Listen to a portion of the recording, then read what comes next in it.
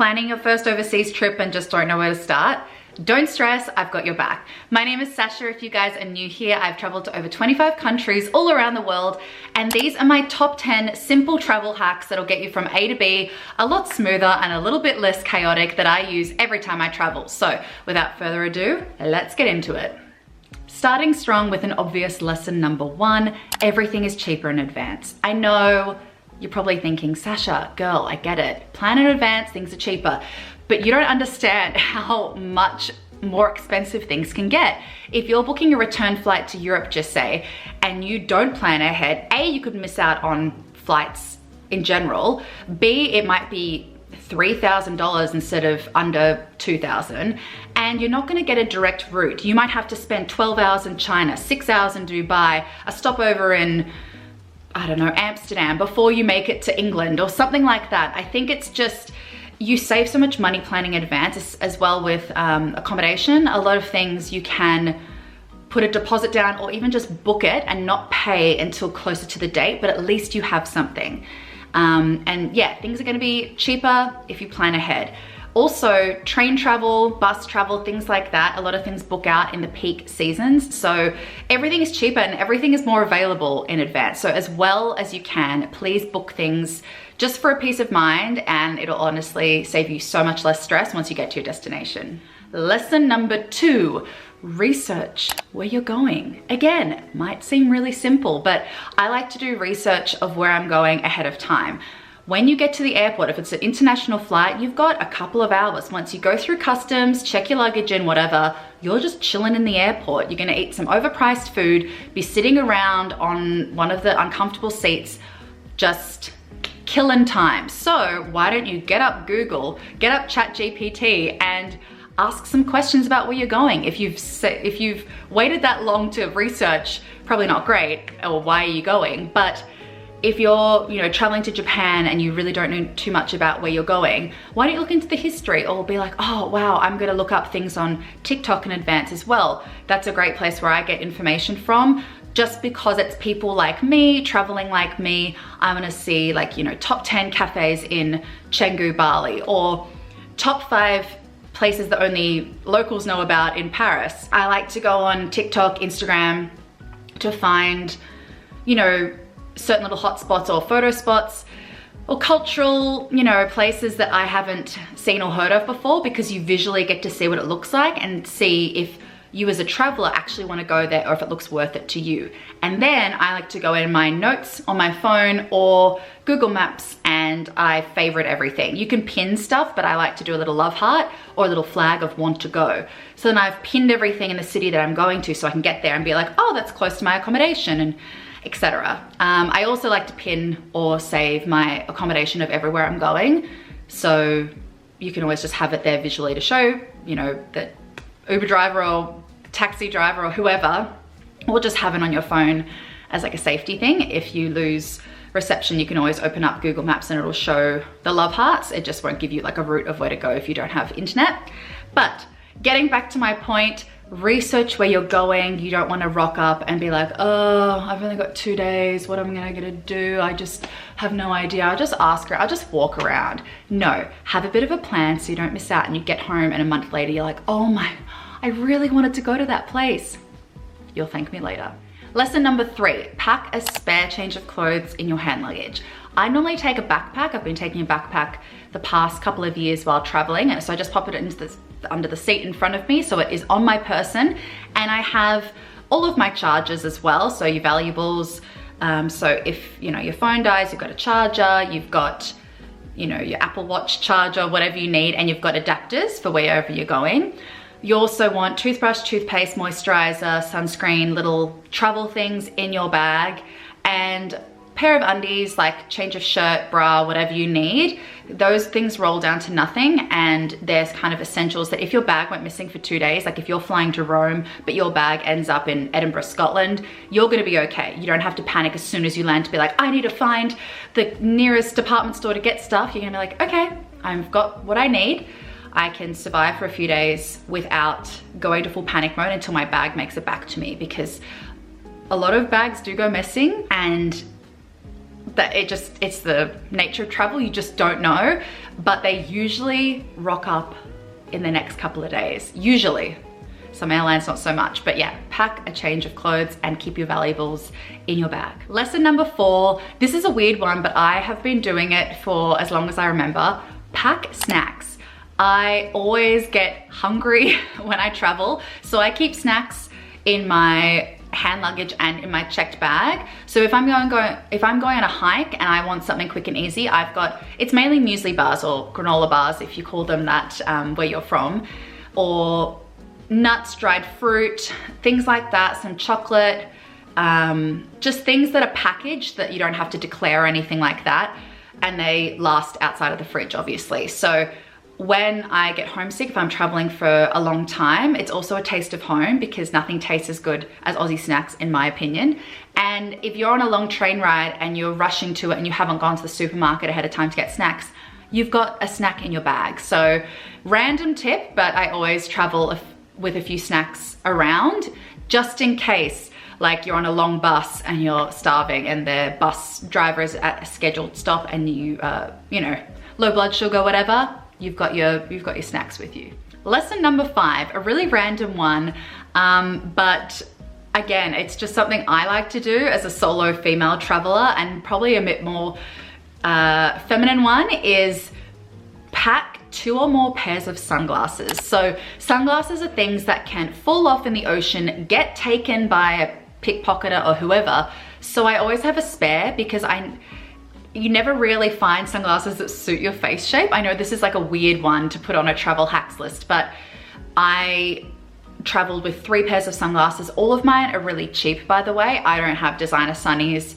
You could probably have them at home, but when I travel, I don't like to have something with me that if it gets stolen, I'm gonna really, really be devastated about. So I traveled with sunnies the last trip I did, and just with all the packing and moving around, the frames fell out. So I had to bin them, but I had backups in a different bag, so I could just pop them on, because especially because I was traveling in summer, it's just a weird one, but honestly, it is such a little hack that if you are in the middle of, I don't know, again, I'm just gonna say the jungle, and you don't have a sunglass store near you, you're gonna be okay. This could go for like a hat as well, or things like that go missing easily. Lesson number 6, share your itinerary virtually with family and friends. So I say virtually because if you have hard copies of your travel insurance, flight details, accommodation, all of that, that's gonna take up a lot of space in your luggage.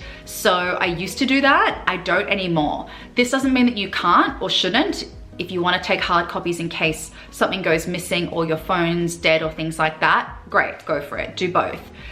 Share it virtually, honestly. Share your travel insurance details ahead of time, forward the email. So you get like, you know, Sasha, here's your insurance details, your policy, blah, blah, blah, the dates. I just click forward. So I have it on my email and I forward it to my dad, or I forward it to my mum.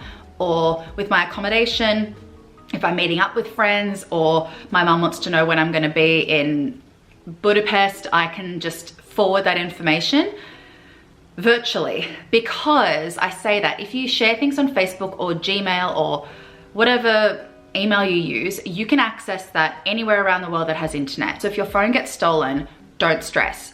I mean, obviously stress, I'd be stressing, but it means that if everything's on your phone, you've emailed everything to people that you can log in. Hopefully you remember or have written down secretly your passwords for stuff, so you know what your logins are, obviously know that.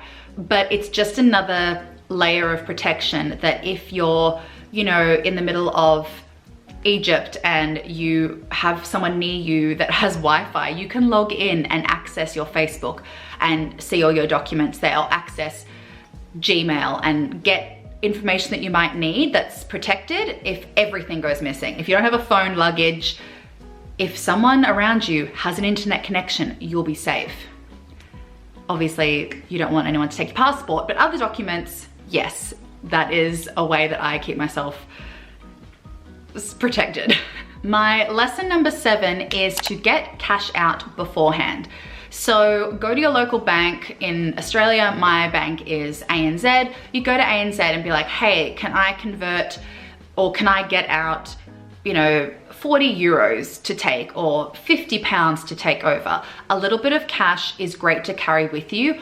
I'm not someone that travels with a lot of cash. It freaks me out. I don't like it because what if I got mugged, blah, blah, blah. So I have a travel card I use Up, and it converts everything and doesn't charge. It just converts to wherever you are around the world, which is great. And it shows you the currency exchange. But some places, like I know in Europe, there is a tax at certain accommodations. So you have to leave coins.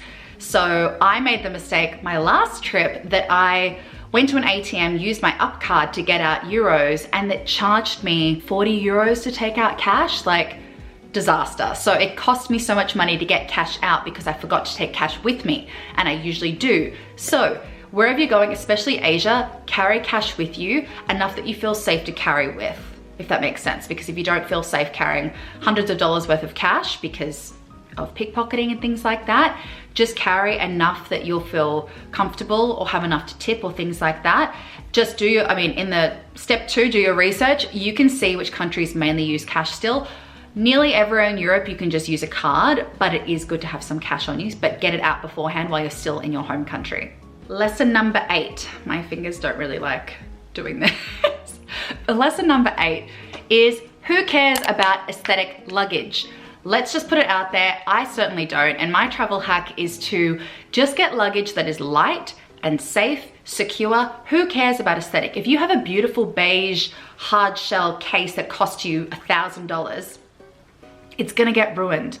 You think people who work at the airports are gonna look at your case and be like, that is so beautiful. I'm not gonna throw it around. I'm gonna give it such good protection. No, they're gonna throw it on and off the plane. It's gonna go on conveyor belts. It's gonna touch grease. It's gonna get dirty, marked, scratched. So who cares about aesthetics?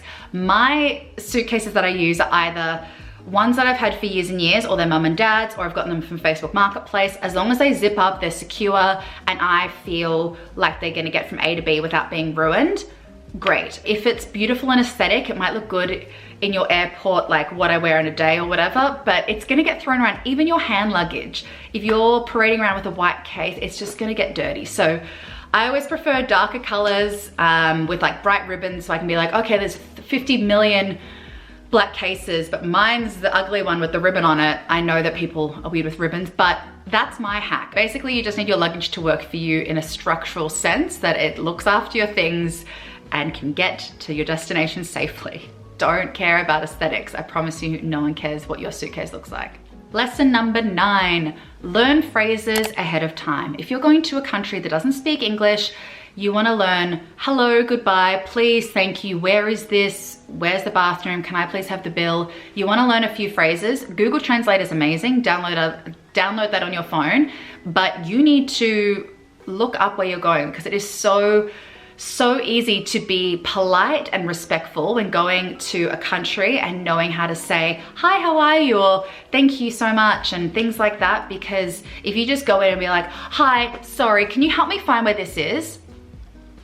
Rude. We don't like that. You're traveling to their country, learn a bit of the language. It's just ignorant to rock up and assume that everyone speaks English, or you know, things like that. I'm just saying English because that's me as a traveler speaking English. It's just a little bit of effort and it goes a long way. And I promise you, people are gonna be nicer to you and really try to help you if you try to work with them with their language ability. So it's just nice. It's a nice thing to do, promise me.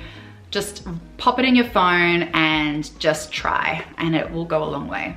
And my final 10th travel hack is have enough storage. It is so easy to forget and get on a plane and be like, oh my God, I have 1 gig of storage left and I'm going away for 2 months to South America and I won't be able to take any photos or videos.